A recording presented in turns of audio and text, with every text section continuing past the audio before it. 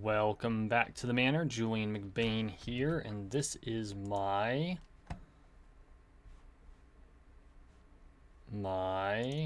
something. What am I doing tonight? My 63rd Saturday vlog. That's what I'm doing tonight. Oh my goodness gracious. So as you can see, we are back on Calypso, and you can tell I'm back on Calypso because inevitably I am recording at night. I don't know what's with Calypso, and I go to plan a video. I'm like, okay, I'm gonna get in, I'm gonna record a video, and it's dark. That's okay. We're hunting bots and orthos, as is my idiom when I'm on Calypso. Actually, I just got an insane global off one of these things. 126 pet. I'm sure it's already cycled up, but let's see if we can't find it real quick. I'm someone who prefers to provide proof. Probably already cycled past, so it was like, there it is. Killed a creature, prototype drone, Gen 4 with a value of 126 ped. I about shat myself. Like, I couldn't believe I got a global that high off a drone. So it's incredible. It's incredible to me, and so it's suffice to say, you can get globals of any size off any mob. I know that generally the global will be in proportion to the size of mob. But obviously that's not universal. So, let's get into the whole vlogging part outside of that, because most of that stuff's usually left for a regular EU vid. World's still going crazy. No toilet paper on the shelves. No bread. At least there's alcohol. Events getting canceled or postponed. Actually, the event that my group, my Shire, holds every year is opposite another event. But because of all the postponements, a whole bunch of stuff is happening at that other event. So my group runs an event called Pantaria. The other event is called War of the Roses, and it's a simulation of the actual English War of the Roses. We split into two groups. One's the House of Lancaster, one's the House of York, and they have that. Well, being a medieval reenactment group, of course, we have royalty. And it's about time to change reigns. And so Coronation had to be postponed, as did the ensuing crown tournament, because people fight for the right to be the crown, the king or queen. And they always have a consort to be their opposite. So both of those had to be postponed due to COVID-19. So now they're both happening at War of the Roses. Here's the problem. I have obligations at Pantaria, and I have obligations at Coronation. Obviously now, under normal circumstances, that's not an issue. And now they're kind of mutually exclusive. And so I've got to figure out how to balance that. Now, because of everything that's going on, we may change when Pantaria is held. That's in committee. I'm not part of that committee. I'm glad I'm not part of that committee. I've done event planning before, and it can be a lot of fun, but it's a major headache. At some point, I know I will do it again. I have been very happy for this break while I kind of get my feet back underneath me in the SCA here on the East Coast. Because when you change locations like that, you don't know anyone anymore. And I mean, I'm meeting people and I'm learning things and I'm getting acclimated to things. It's been a slow process because I haven't been able to do as many events as I was doing in the Midwest. I was doing 10 events a year, almost one a month. And now I've cut down to like 4. So that really stretches out the acclimation period, but it's getting better. And this year I've already done almost as... No, have I done as many events this year? I want to say I did 4 last year. I might have done 5. And then I've done Yule, Burka,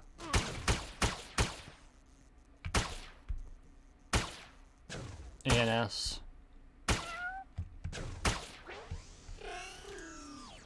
Mimmers. I've already done 4 this year.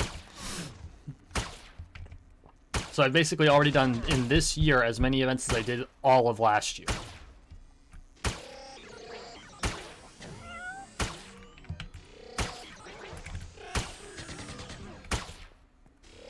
And I still have at least 2 I'm obligated to go to. And there's a 3rd one I want to hit. It's a big one too. So we'll see what happens. I think it's going to be a busy year. If I can top out at 7 this year with 5 tournaments, I'll be happy. And I might hit other events as well.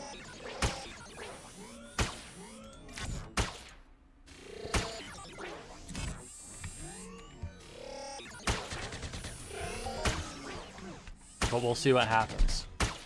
But yeah, I mean, world is still done gone crazy. Like, just completely sodding nuts.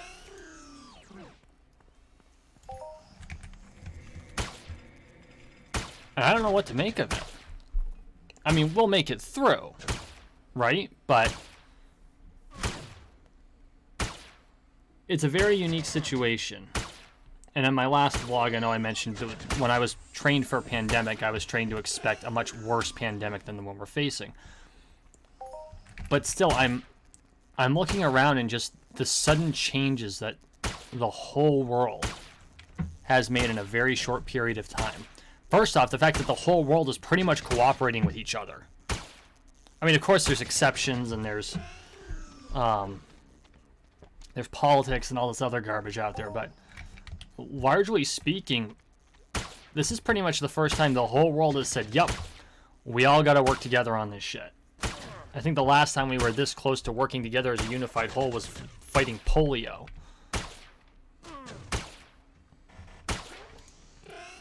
And now it's COVID-19. And it's incredible. It's incredible that we've been able to do this. But it also makes me wonder how it's going to change life after the fact. Will it change life after the fact? It may not do anything. Better back off a little bit before I attract, like, all the bots. Did he aggro? Maybe not. Yeah, I got a second one fighting me, I think. Maybe not. Nope, I don't.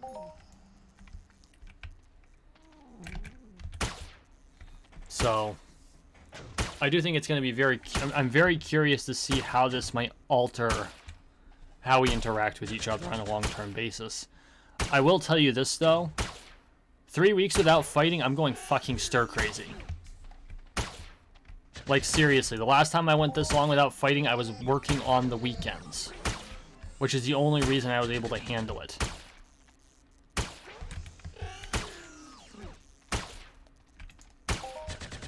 And I'm going to have to come up with some way to overcome it. I know there's quite a few fencing schools that are setting up so that, like, their online learning courses are free or for a reduced price.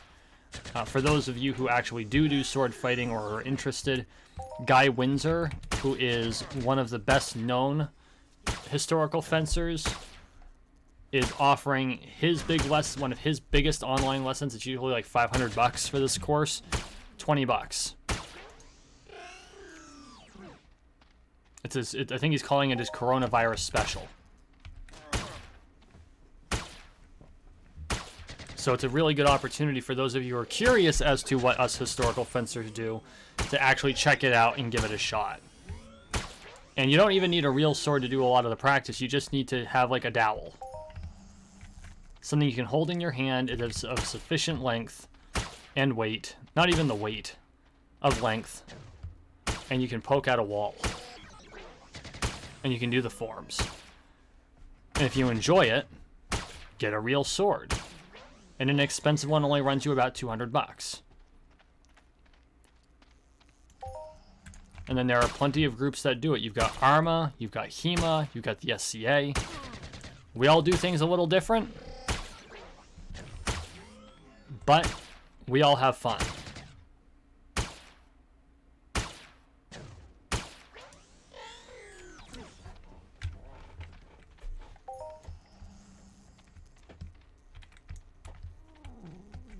So yeah, this really wasn't the direction I expected today's vlog to go.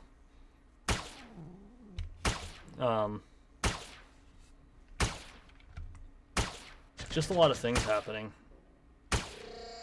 My brain is sufficiently fried. Whoops.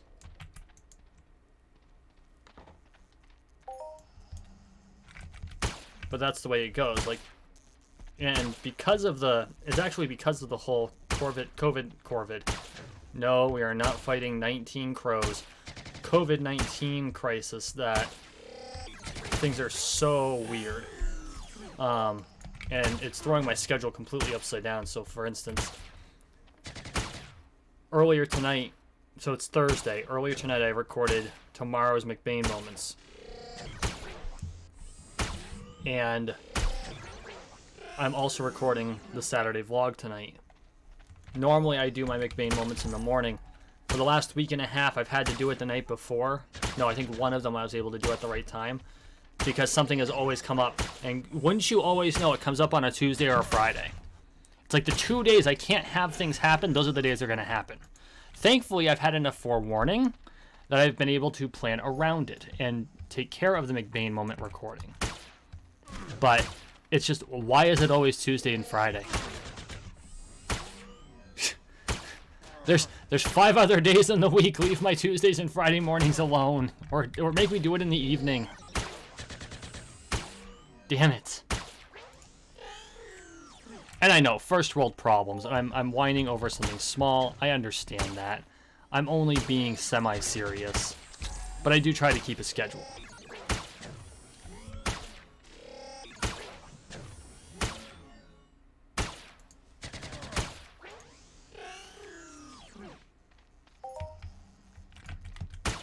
Speaking of which, for those of you who don't know, I am live streaming fairly regularly now. I've got a Subnautica series going. I have set up the playlist for that. So I'll make sure to add each live stream to the playlist after the live stream is done.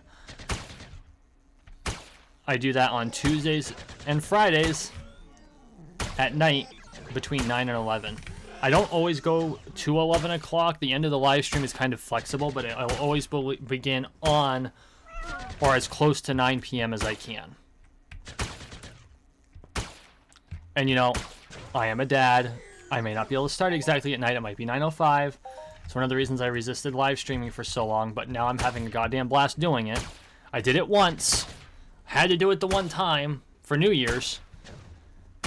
And it was so much fun I had to keep doing it. Now, eventually I moved away from doing EU live streams and went to doing Subnautica live streams, and I did that primarily because I wanted to be able to do Subnautica on top of the other stuff I'm doing.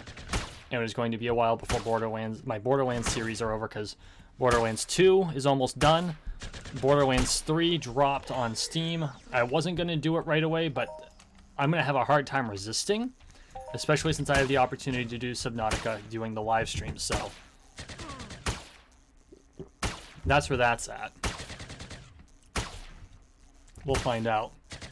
Well, Steam sales are the bane of me, because they're like, hey, Borderlands 3 half off. And I was like, hey, there's no way in hell I can resist that. Ugh.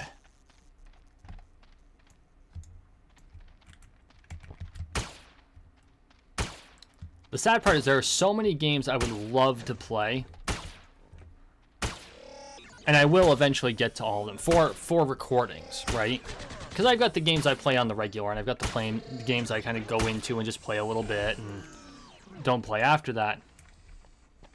Now, a good example is BattleTech. I love BattleTech.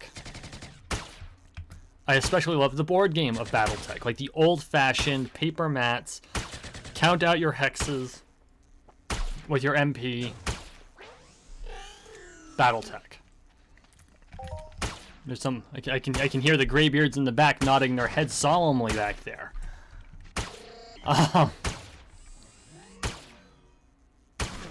But the way that they do their side missions gets very frustrating very quickly, because to make up for raw difficulty, they just throw extra mechs at you. It's like, here, we're going to outnumber you 4-1 and you have to survive somehow. And it's like, come on, guys. This is kind of bullshit. So,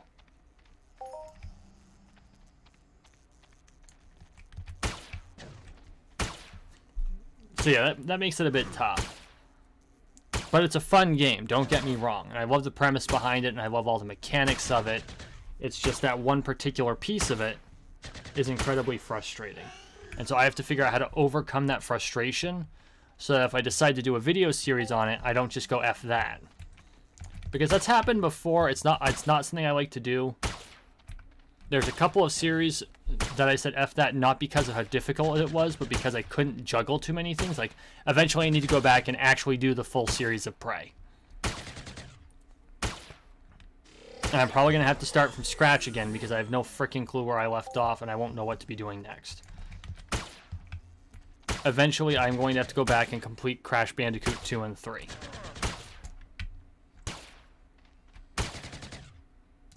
I mean, these are all series that need to be done.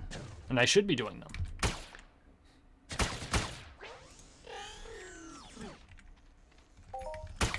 I mean, okay, technically I don't have to do any of them. But when you're a content creator, this is what you do. It's like, no, there's no critical need to play any particular game. But I'm a content creator. This is what I do. And the more games I have out there, the wider audience I attract, the more people that are going to want to watch my channel. And my primary content is very, very niche. Entropia Universe is only played by like 1.1 million people across the world and a population of 7 billion. So even if every Entropia Universe player subscribed and watched my channel, I would not hit the 13 million that is my goal. Now, I would be ecstatic if I had 1 million subscribers. I would be over the moon if I had 13 million, if I had 1 million subscribers. Hell, I'd be over the moon if I had 100,000 subscribers. But I set the goal for 13 million, and I'm going to put the effort forth to make that happen. This year, though, I'm after 1,000. So, if you're new to the channel, please hit that subscribe button. I promise most of my content isn't rambling like this. Okay, maybe a lot of it is rambling, but my non-Entropia Universe content is a lot less rambling.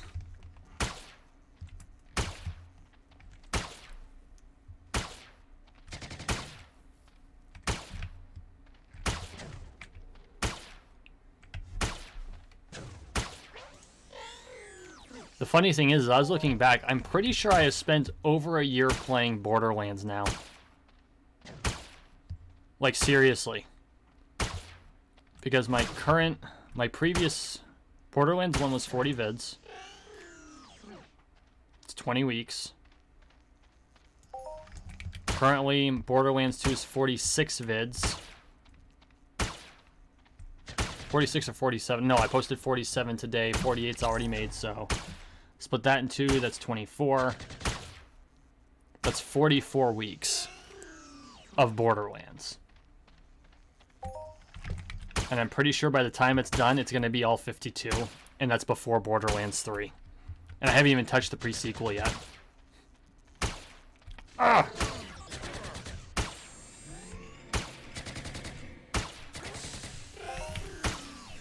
God bless it. Why would you do that? I didn't want to fight him. I wanted to fight the guy that was actually shooting me. Tab targeting, you suck.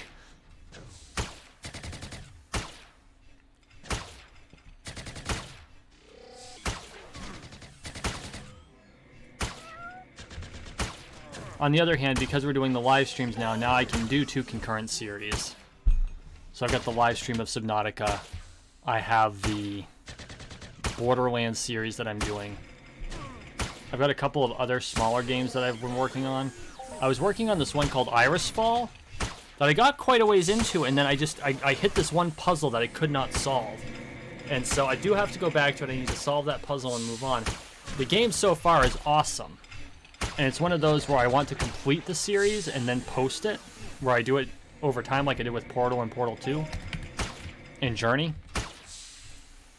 Because those games, I recorded the whole thing and then I put them up. And that's a way for me to increase my library as well.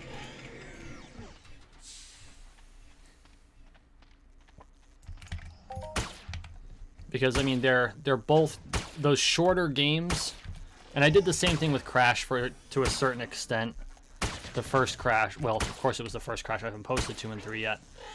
And maybe that's something I'll do with COVID-19 being an issue, is I'll take a Sunday when I normally be doing other things and just like do a playthrough of Crash 2.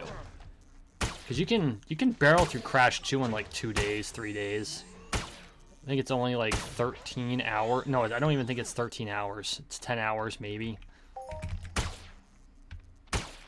This Crash 1 was about 13 episodes, so 30 minutes an episode. I know some of them went longer than that. Call it 10 hours. It's probably closer to 7, but that's okay. Ooh. Let's get that healing going. Whoops!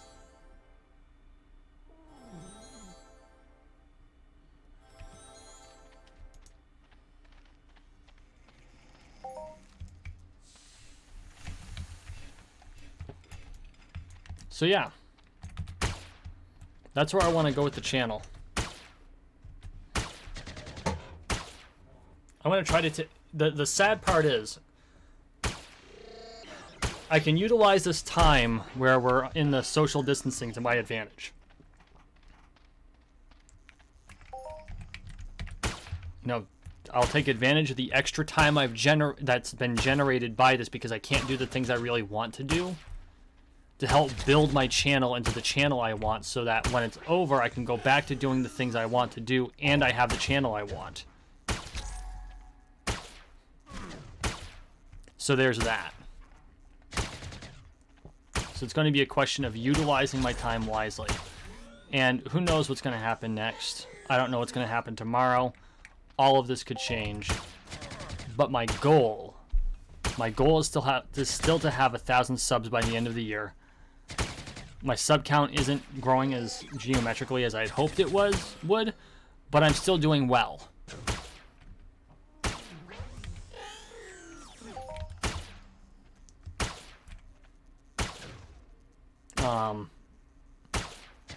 And so I'm not going to gripe about a little bit of slow growth, especially with everything being completely upside down. I think that as time goes on, I will see that growth again. I do think that 1,000 subs is well within my reach this year. I mean, my goal for last year was 150. I made 250. So, yeah, it slowed down a little bit, but it is within my grasp.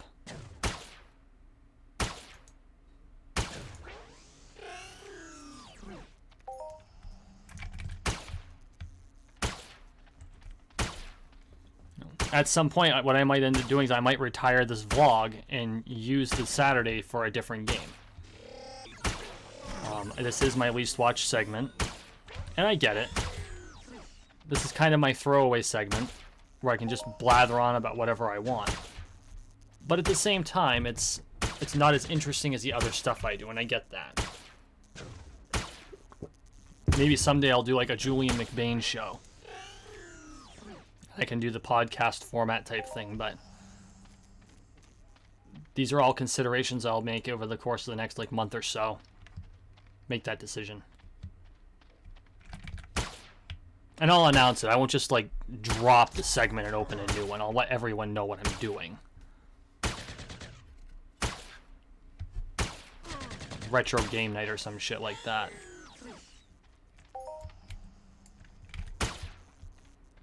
So yeah, that's about all I've got.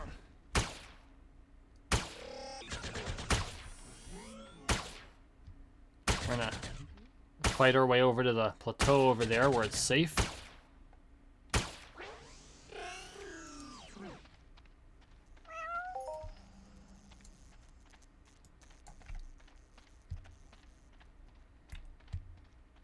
See if we can't get by these guys without aggroing them. My little kitty cat following me. It's so cute. I need to name her.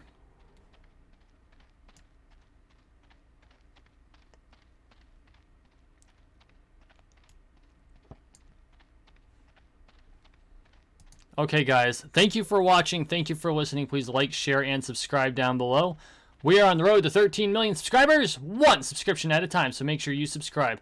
Also, if you enjoy my work, please consider becoming a patron. Go to patreon.com/JulianMcBain. As always, everyone, I really appreciate all of your support. You all have a wonderful day.